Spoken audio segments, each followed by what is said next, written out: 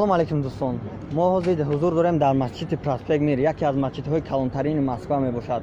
Бародаро бо мо бошед, ҳар яки мо ба намоз омадем ва ҳар яки бародаронро ва чӣ хел мегзарад ин намоз, мо ҳар яки ино сёнка шуда ба пешкаши шумо мекунем. Дар канал подписаться кунед, лайкҳоро бигзоред. Ба анҷом расид намоз. бо мо бошед ва мо аз роҳгузаро ва касоне ки имруз мусалмон ҳастанд, мо аз онҳо интервю мегирем ва баҳри шумо пешкаш мекунем. Бо мо бошед. Канали таҷикмен. салом алейкум бародаро, номи шумо? маҳмуд. Номи шумо? САЙД. Номи шумо? эҳсон. чӣ гуфтанӣ доред барои ҳар як мусалмонони рӯи дунё, мусалмонони Тоҷикистон? аввал салом алейкум ба ҳамаи мусулмонони тамоми дунё. ба очаи худам, ба ватани хумо, ба ҳамаи тоҷикои хумо ид муборак шавад. гап нест. шумо дам. соҳ саломат ба хона баргардем раем. гап нест. ид муборак ба кулли мусалмонон, аввалан ба модари худам ва ба кулли ғарибон. ид муборак шавад ба кулли мусалмонон. ассалому алейкум ба ҳамаи ғарибо, ба ҳамватанон, ба ҳамаи мусулмононе ки тамоми дунёда ҳастанд. ба во тани сиҳат, саломатӣ орзумандам ки ҳама вақт дар хушбахт бошанд, ҳама вақт сарбаланд бошанд. саломат бошед. раҳмат ба шумо ва иди ҳар як шумо ҳам муборак бошад. Assalomu alaykum musulmon birto'g'anlar. Bugun kuni Qur'on aytganlarman 3-oydan qutlaymiz. Alloh taolo barodin so'qqa namozlarni qabul qilsin. Filippinga ko'rib qo'ysa kunlarimizni Alloh taolo shu g'animatni geçirsin. Har qanday o'rtadan shayton vasvasdan osmon yerdan geçip balolardan saqlasin. Barodin maqsadlar g'alaqlar yetkazib Belgiyamizga, ota mekanimizga, ota enamiz mangdayna amonatdan qaytib Alloh taolo nasib etsin. Baringizlarni chin yurakdan hurmat ma'nozlar bilan qutluymiz. id muborak. Id muborak. Assalomu alaykum. салом алейкум ака. салом алейкум. номи шумо? номи Руслан. табрикоти худро баҳри ҳар як тоҷик, ҳар як мусалмони рӯи дунё чӣ гуфтанӣ доред? марҳамат. барои тоҷикои хумо ҳамашон тунем ҳама вақт соҳ саломат бошанд. худошон табрик мекунем бародарои ҳамашонам. тоҷикистони азизи мо ҳама вақт зиндаи саломат бошанд. зинда бошад. раҳмат ака. иҷодтон муборак ака. Бобои Сафарали. бобои Сафарали. табрикоти худро баҳри мусалмонони рӯи дунё. من همه مسلمانان روی دنیا را با این عید اصحاب عید قربان تبریک و مبارکباد کرده به آنها کامیابی ها و خوشبختی ها را آرزو دارم. خدای تعالی در تاجیکستان ما هم دایم همین خیلی صلح و ثبات باشه و دایم کنجی باشه، همه وقت فرزند تاجیک سربلند باشه. رحمت اکا، رحمت. سلامت باشین اکا. عید قربان است. عید قربان شد در کعبه حج اکبر است. دوستان را شاد کردن سنت پیغمبر است. با ما باشید. سنت الله. اکا سنت الله میتوانید هر یک مسلمان روی دنیا رو، مسلمانان تاجیکستان رو به روز این عید قربان تبریک گفته. نو مرحمت. سلام علیکم و رحمت الله و برکاته. همه برادران مسلمان در این روز عید سعید، عید قربان تبریک و مبارکباد گفته. با او خانه آبادی مبارکباد گفته و این خانه آبادی تمنا دارم و در این روز سعید گفتنی هم که همه وقت خانه اشان آباد باشد و هیچ وقت خاری و زاری را نبینید. رحمت اکا. عید قربان مبارک. نام شما اکا؟ نام دلشاد. با همه مسلمانان روی دنیا و مسلمانان تاجیکستان و خود تاجیکستان تبریکات خود را اظهار میکنم. السلام علیکم.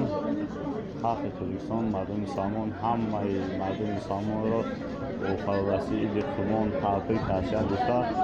دیدار که خاندان همه مسلمانان همه وقت شکر و سرجار باشد.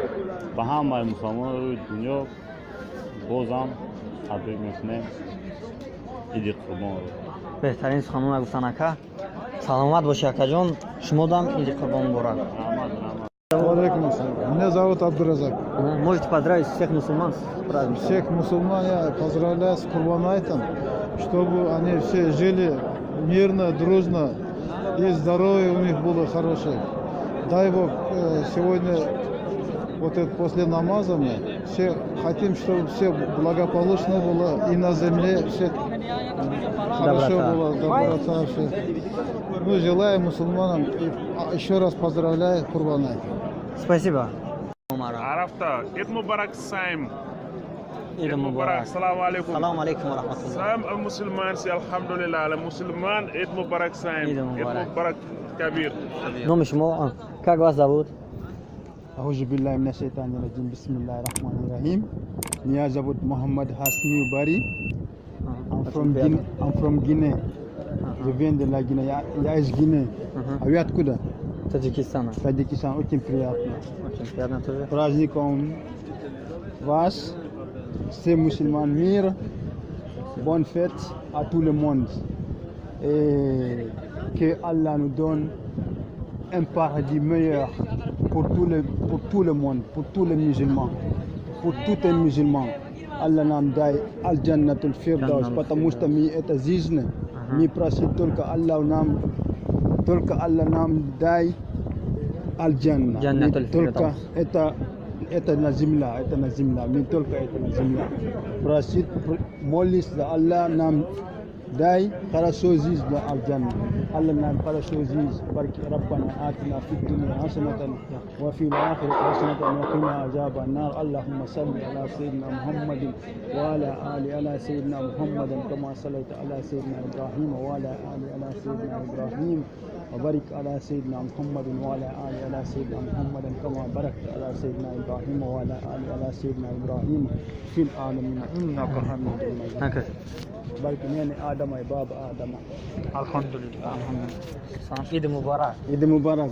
С народом Российской Федерации во благо мира и согласия между людьми, между нашими религиями. Дорогие братья, вчера был день Арафа. Как говорил наш пророк Мухаммад, саллаллаху алейхи ва саллям, аль-хадж Арафа. Без стояния на Арафате нет хаджа. Миллионы паломников, совершающие хадж, вчера завершили обряды хаджа на Арафате. Далее в долине Муздалифа они собрали камушки для Джамарата, место для символического побиения иврика сатаны. Вернулись в долину Мина, вблизи благословенной Мекки. Мы, мусульмане, когда приступаем к чтению священного Корана, всегда начинаем со словами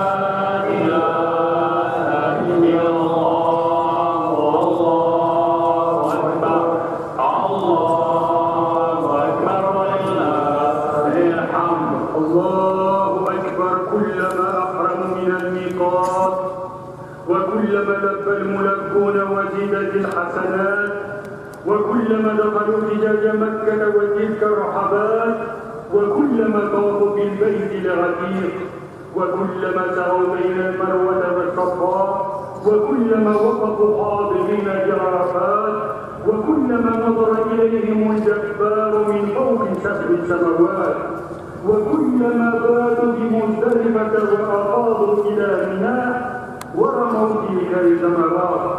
الله أكبر الله أكبر لا إله إلا الله والله أكبر الله أكبر ولله الحمد الله أكبر الله أكبر لا إله замысла и повеления Всевышнего Аллаха. Аллах предписывает детям: وَقَضَى رَبُّكَ أَلَّا تَعْبُدُوا إِلَّا إِيَّاهُ وَبِالْوَالِدَيْنِ إِحْسَانًا إِمَّا يَبْلُغَنَّ عِندَكَ الْكِبَرَ أَحَدُهُمَا أَوْ كِلَاهُمَا فَلَا تَقُل لَّهُمَا أُفٍّ وَلَا تَنْهَرْهُمَا. Господь повелел, чтобы вы никому не поклонялись, кроме Него, и были добры к родителям, относились к ним лишь хорошо и по-доброму. И если один из них или оба родителя достигнут преклонных лет,